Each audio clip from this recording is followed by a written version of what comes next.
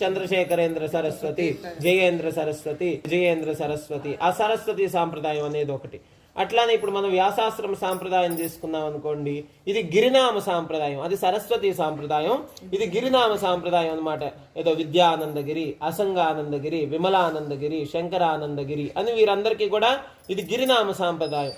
ఇంకొకటి మనం శృంగేరికి వెళ్ళాం అనుకోండి, వాళ్ళదంతా చంద్రశేఖర భారతి, విధుశేఖర భారతి, అది భారతీ సాంప్రదాయం. ఇట్లాంటివి 10 రకాల సాంప్రదాయాలు ఉన్నాయి. వాటిని శంకరాచార్యులు వారు పెట్టారనమాట. ఏమిటండి ఆ 10 అంటే తీర్థ, ఆశ్రమ, వన, అరణ్య, గిరి, పర్వత, సాగర, సరస్వతి, భారతి, పురి, గిరి. ఇవి దశనామాలు అనమాట. ఈ 10 సాంప్రదాయాలు ఉన్నాయి. ఇప్పుడు మనం ఇక్కడ గిరినామ సాంప్రదాయంలో ఉన్నాం కాబట్టి కాసేపు ఆగిన తర్వాత వారికి యోగ పట్టా ఇస్తారు. అప్పుడు వారి పేరులో గిరినామ సాంప్రదాయం అనేది చేరుతుంది. ఇప్పుడు ఈ 4 మహావాక్యాల్లో కూడా కొన్ని సాంప్రదాయాలకి ఒక్కొక్క సాంప్రదాయానికి ఒక్కొక్క మహావాక్యాన్ని శంకరాచార్యులు వారే నిర్ణయించున్నారు.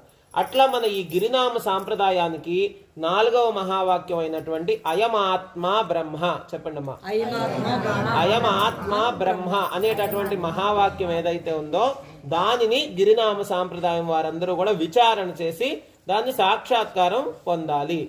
ప్రజ్ఞానం బ్రహ్మ అనేది లక్షణ వాక్యం, అహం బ్రహ్మాస్మి అనేది అనుభవ వాక్యం, తత్వమసి అనేది ఉపదేశ వాక్యం, గురువు ఉపదేశిస్తారు. అయమాత్మ బ్రహ్మ అనేది ఇది సాక్షాత్కార వాక్యం అంటారు దీన్ని. మిగతా 3 పక్కన పెట్టండి. మనం ప్రస్తుతం అయమాత్మ బ్రహ్మ కాబట్టి దాని గురించే తెలుసుకునే ప్రయత్నం చేద్దాం. అయమాత్మ బ్రహ్మ అనేది సాక్షాత్కార వాక్యము. సరస్వతి శంకరాచార్యులు నిర్ణయించారు. ఉదాహరణకు సరస్వతి సాంప్రదాయం చెప్పారనుకోండి, సరస్వతి అని పేరు పెట్టుకున్న వాళ్ళు ఎట్లా ఉండాలి అంటే సర్వజ్ఞాన రతో నిత్యం సర్వవాది కవీశ్వర. ఎటువంటి కవి, ఎటువంటి పండితుడు ఎదురుగుండా నిలబడినా కూడా సర్వజ్ఞానరత, వాణ్ణి వాదించి ఓడించేట అంతటి పాండిత్యం ఉండాలంటే సరస్వతి సాంప్రదాయం వాళ్ళకి.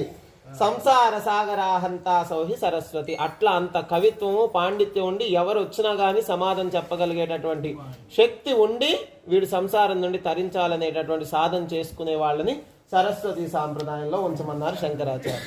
ఇప్పుడు మనది గిరినామ సాంప్రదాయం అన్నాం కదా. గిరినామ సాంప్రదాయం వారు ఏం చేయాలంటే వాసో గిరివనే నిత్యం. వాళ్ళు ఎక్కడ నివసించాలంటే పర్వత స్థానాల్లో, లేదు వనహ అంటే అరణ్య స్థానాల్లో ఉంటూ నిత్యం గీతాధ్యయన తత్పర.